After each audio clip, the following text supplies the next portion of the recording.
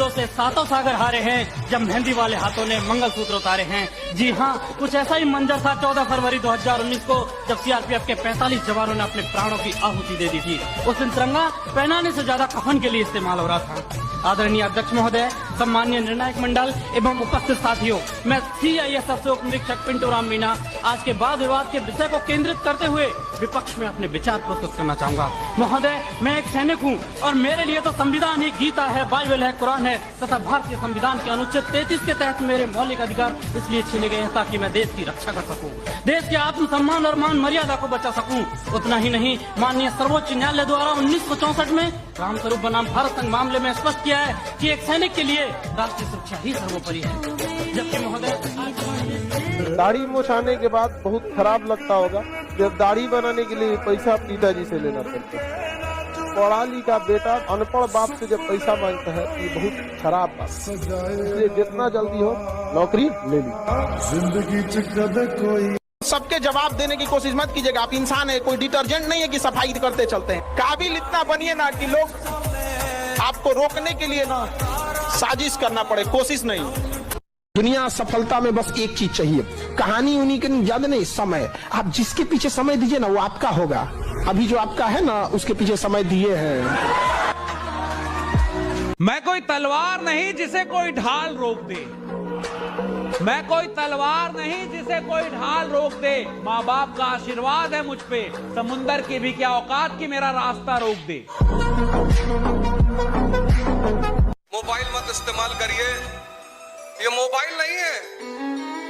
आने वाले समय में 5 साल बीतने दीजिए, बस सिर्फ 5 साल बाद इस देश में जितने लोग मोबाइल यूज कर रहे हैं वो सब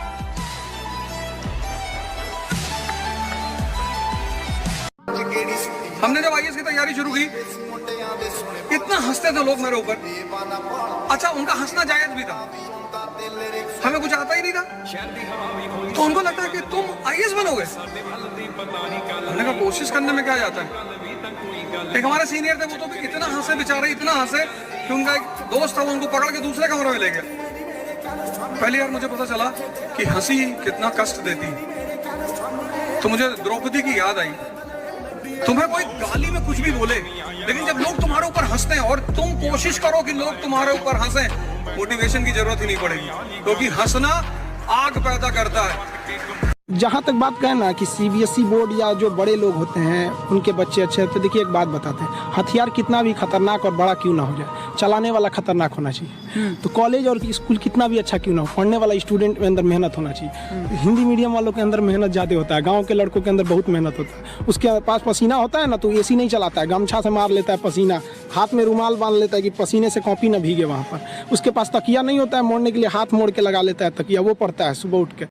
और जिंदगी हो या गाड़ी, जीतेगा वही जो टाइम पे गियर चेंज कर। अगर आपको राजा बनने का शौक है तो गुलाम की तरह मेहनत करना चाहिए। कभी कभी गुच्छे की आखिरी चाबी भी ताला खोल दे। अभी वक्त नहीं आया, थोड़ा इंतजार कर लो।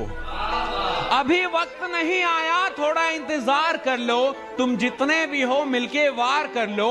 और इतने कमजोर नहीं है कि हम बिखर जाएंगे, और इतने कमजोर नहीं है कि हम बिखर जाएंगे। तुम्हारे हर वार से हम और भी निखर जाएंगे।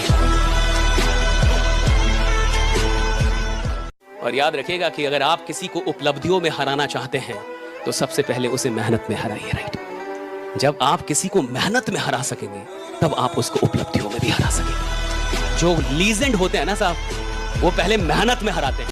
परिस्थितियां नौकरी भी करवा सकती है, परिस्थितियां दुकान खुलवा सकती है, परिस्थितियां कुछ भी करवाए, वो चीजें बुरी नहीं है, वो काम बुरे नहीं है। सोच अगर घटिया रह गई, सारा खेल सोच का है। आपको अपनी सोच को इंक्रीज करना होगा। सोच में गरीबी आ गई तो विश्व में कोई अमीर बना नहीं सकता। एक गरीब आदमी था, सूखी रोटी खा रहा था, कुछ रोटी पे था नहीं, कोर को तोड़ता और यूं कर करके खा रहा था। एक सज्जन वहां से गुजरा, उन्होंने पूछा, रे भाई क्या कर रहे हो, तो ये क्या कर रहा है ये बता। भाई साहब रोटी पे कुछ नहीं है, तो ऐसे सोच रहा हूँ कि भाई चटनी रखी है तो सोच सोच के खा रहा हूँ। तो उसने कहा जब सोच ही रहा है तो तू गुलाब जामुन क्यों नहीं सोच रहा, बर्फी क्यों नहीं सोच रहा रे। चटनी से यकीन होता है हो सकती है और कुछ हो ही नहीं सकता। जिनकी सोच में ही चटनी है उनके जीवन में धन दौलत कैसे आएगी। मेंटलिटी भारी रखनी होगी और ये सोच होगी तो एक दिन पूरी कायनात मिलकर आपको एक भगवान जब कभी भी आपकी प्रॉब्लम को बढ़ाता है उससे पहले वो आपकी पावर को बढ़ा देता है। हमारी जिंदगी में हमारी औकात से बड़ी प्रॉब्लम हमें कभी नहीं दी जाती, राइट? आपकी जिंदगी में वही प्रॉब्लम आते हैं जिनको आप सॉल्व कर सकते हैं, और जिस इंसान की प्रॉब्लम बड़ी नहीं हो रही उसकी औकात भी नहीं बढ़ रही। फॉर एग्जाम्पल, आज से 5 साल पहले आपको 5,000 रुपए का प्रॉब्लम होता था और आज भी आपको 5,000 रुपए का प्रॉब्लम होता है, तो आपकी औकात बढ़ी है?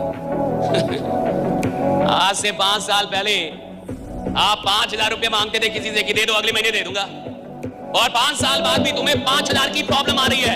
जिसके प्रॉब्लम बड़े नहीं हुए उसकी औकात भी बड़ी नहीं हुई, याद रखिए, राइट? प्रॉब्लम बड़ा होगा तो औकात बड़ी होगी। अगर मेरे प्रॉब्लम बड़े नहीं हो रहे तो मेरी औकात भी बड़ी नहीं हो रही। अगर आपके प्रॉब्लम उतने ही हैं तो आपकी औकात भी उतनी है। गरीब आदमी वो होता है जिसको छुट्टी बहुत चाहिए, जिसको बहुत छुट्टी चाहिए ना, गरीब आदमी। असफल आदमी को छुट्टी चाहिए, असफल आदमी को आराम चाहिए, गरीब आदमी को आराम चाहिए। गरीब आदमी सिर्फ छुट्टी मांगेगा और उसके लिए वो बॉस भगवान होता है जो छुट्टी दे दे। जिस आदमी को रिकॉर्ड बनाने हो, जिस आदमी को लीडर बनना होता है ना साहब, उसको छुट्टी से नफरत होती है, राइट? उसको आराम से नफरत होती है, उसको काम चाहिए। ईश्वर तब फिदा होता है जब आप अपनी मेहनत पे फिदा होते हैं, और लाख में कोई एक आदमी अपनी मेहनत पे फिदा हो। और देखो, मेहनत इतनी करनी चाहिए कि आपको असफलता का दुख ना हो, सारा ब्रह्मांड दुखित हो जाए, आप डिप्रेशन में ना जाएं, महादेव डिप्रेशन में चल जाए,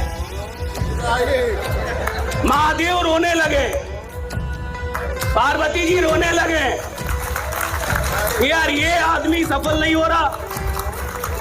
आपके लिए आप ना लड़ें, ब्रह्मांड की शक्तियां लड़ें कि इस इंसान में इतनी मेहनत करने की क्षमता है और ये अभी तक गरीब है। भगवान लड़ने लगे अपने में कि भाग्य बदलो, तो इसको जो चाहिए मेहनती आदमी है। आपके मोहल्ले में कोई ठेले पे हीरा बेचने लगे, किसमें? ठेले पे, बोले हीरा ले लो, हीरा ले लो। आप कहेंगे साला नकली होगा। ठेले पे कोई हीरा बेचता है? ठेले पे बेच रहा है, कह रहा है हीरा ले लो, हीरा ले लो। आप कहेंगे नकली होगा। और तनिष्क के शोरूम में नकली हीरा रखा हो तो भी आपकी औकात नहीं होगी कि वो आप बोल दे नकली है। आपको लगेगा प्योर होगा, राइट? एकदम असली, असली वाला होगा। समझ आ रहा है? कोई भी चीज जो बड़ी आसानी से मिल जाए मुफ्त में, उसकी कीमत नहीं होती। इंसान वक्त क्यों बर्बाद करता है? क्योंकि वक्त के लिए पैसा नहीं देना पड़ता। अगर हर दिन के लिए 5,000 रुपए देना पड़ता, 24 घंटे के लिए 5,000 भी देना पड़ता, तो आप बहुत सोच समझ के कहीं टाइम दे दे। ना ना ना और टाइम के लिए पैसा नहीं लगता, और जिस चीज के लिए पैसा ना लगे इंसान बर्बाद कर दे आसानी से।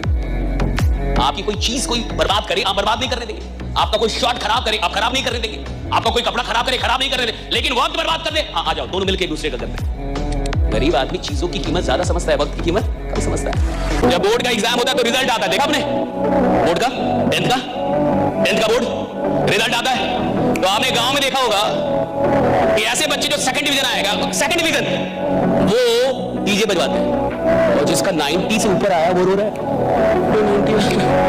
और जो सेकंड डिवीजन आया वो डीजे बजवा रहा है, और पूरे गांव वालों को लग रहा है कितना नालायक लड़का ये। बताओ भला, सेकंड डिवीजन पे डीजे कौन बजवाता है?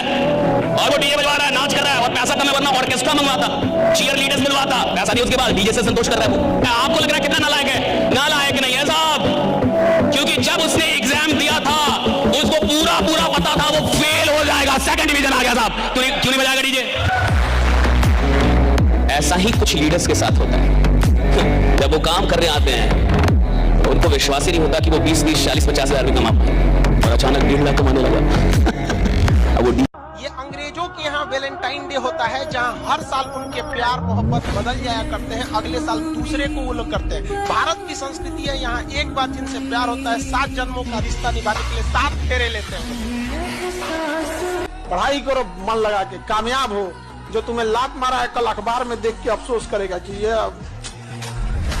और अपने बच्चों को समझाए कि अगर मुझसे ना होता ऐसा पाप तो यही होते तुम्हारे बाप।